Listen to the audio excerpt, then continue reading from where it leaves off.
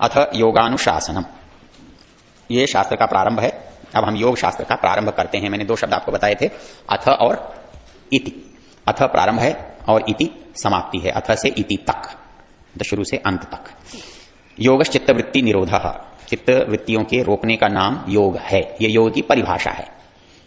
तदा दृष्टु स्वरूपे अवस्थानम, जब आप इस रास्ते पर चलते हैं और आपको वो उपलब्धि हो जाती है, तब उसका परिणाम क्या निकलता है, तब अपना आत्म साक्षात्कार हो जाता है और आत्म साक्षात्कार के साथ परमात्म साक्षात्कार भी हो जाता है। वृत्ति सारूप्यम इतरत्र, आप जो संसार की ओर उन्मुख रखते हैं अपनी वृत्तियों को, तो आप जिस स्तर के हैं, आप धार्मिक हैं, अधार्मिक हैं, जैसे भी हैं, जिस परिस्थिति में आप रखते हैं उसी में रहते हैं। जिनकी वृत्ति केवल इधर रहती है वो यहीं भिन्न भिन्न व्यवहारों में रहते हैं, और जिनकी वृत्ति उधर और इधर दोनों तरफ रहती है वो यहां रहते हुए धार्मिक रहते हैं, परोपकारी रहते हैं, साधक रहते हैं, उनकी वृत्ति वैसी रहती है। और उधर जाते हैं तो उनकी वृत्ति उस तरह की रहती है। वृत्तियां 5 होती हैं और वो कष्ट के, सुख के और दुख के कारण होती हैं, और उनका नाम प्रमाण, विपर्यय, विकल्प, निद्रा और स्मृति है।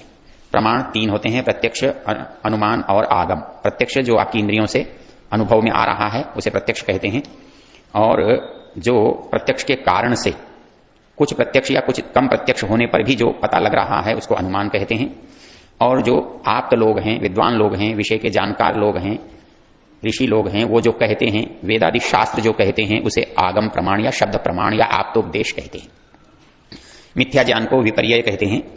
जिसकी सत्ता न हो और शब्द मात्र हो उसे विकल्प कहते हैं। जब ज्ञान का अभाव हो उस परिस्थिति में होने वाली वृत्ति को निद्रा कहते हैं। अनुभव किए हुए काम को याद रखना स्मृति कहते हैं। ये वृत्तियां अच्छी हों या बुरी हों, इन पर नियंत्रण करना आना चाहिए, और नियंत्रण करने के लिए 2 ही उपाय हैं, अभ्यास और वैराग्य। अभ्यास कहते हैं स्थितौ यत्नो अभ्यास, अर्थात इनसे दूर रहने का जो प्रयत्न है, बार बार करना है, उसको अभ्यास कहते हैं। अभ्यास की सिद्धि के 3 उपाय हैं, दीर्घकाल, नैरंतर्य और सत्काल। अर्थात जो काम आप करें उसे लंबे समय तक करें, निरंतर करें और श्रद्धा, आशा, उत्साह के साथ करें। वैराग्य कहते हैं जब किसी चीज को जानने के बाद उसको दूर करने की जो इच्छा है, तीव्र भावना है, घृणा है, उसको वैराग्य कहते हैं, अर्थात उस वस्तु से दूर रहने का भाव।